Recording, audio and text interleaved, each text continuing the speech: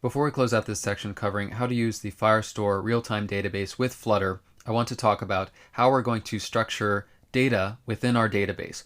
What is the optimal way to, for example, get a collection of users, get a collection of posts, get information about our users? For example, if we want to know whether the current user is following another user, how do we structure our database to optimize that? Up until this point, we've really just discussed how to work with collections and documents. We haven't talked about the optimal way to organize them. So even though we know a bunch of ways now how to ask for a certain piece of data, for example, finding a user that has a certain post count or a username, we haven't talked about optimization. What's the best way to do that? And despite the fact that we're using a NoSQL database here, there is a better way of structuring our database to be able to get data faster, to have it scale better. So when our user base expands, we don't have issues with our database. And also, how do we get exactly the data that we need? No more, no less. The first tip is to avoid too much nested data. So remember at the beginning, we talked about how we could add to a given document a separate collection.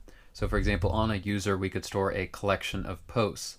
Now this is a pattern that we generally want to avoid because whenever we fetch a user, say we want to get Fred's user information here, and for example, maybe we just want to display his information in a header or something like that. We don't want to get his posts.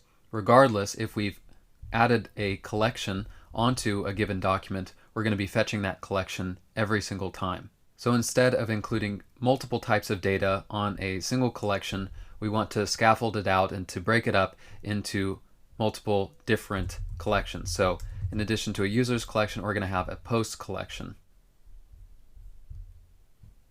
So we want to avoid nested data structures, and we want to avoid adding a lot of data to an individual document.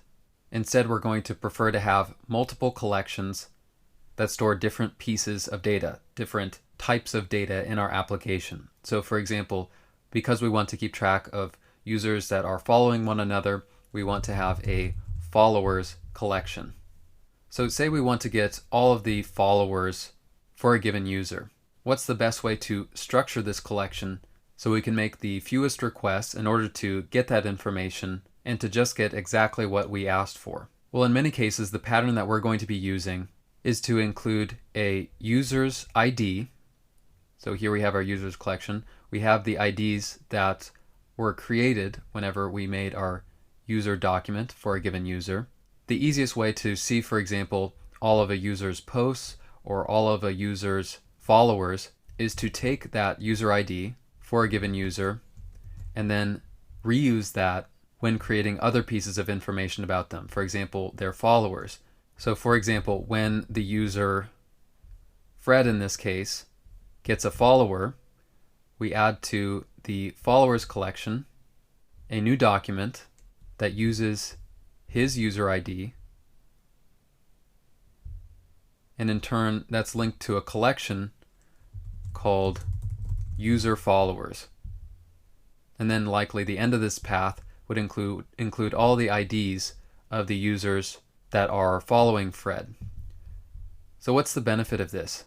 Well, all we have to do in order to figure out common information about Fred is we just take the collection, a reference to the followers collection, use his user ID, which is going to be available on his session, and then ask for all of his followers. And the same can be repeated for example, his posts and every other piece of data that we're going to keep track of in our app. So this enables us to just make one request, post/Fred's ID / for example, user posts, to get every post that he's created. So those are the 3 rules that we're going to be following in structuring our database. Number 1, we want to separate collections to not make them nested on individual documents.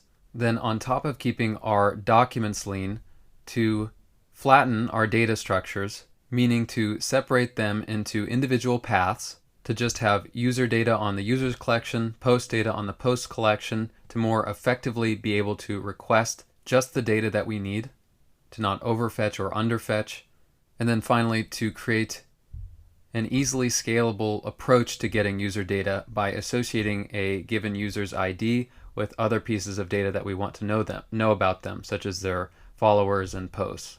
If you're interested in learning more about structuring your database in the most optimal way, I'd recommend checking out the Firebase documentation at firebase.google.com, and there you'll find an article called Structuring Your Database. It's for the Firebase real-time database instead of Firestore, but all the same principles apply, and I'll include the link to this article attached to this lecture.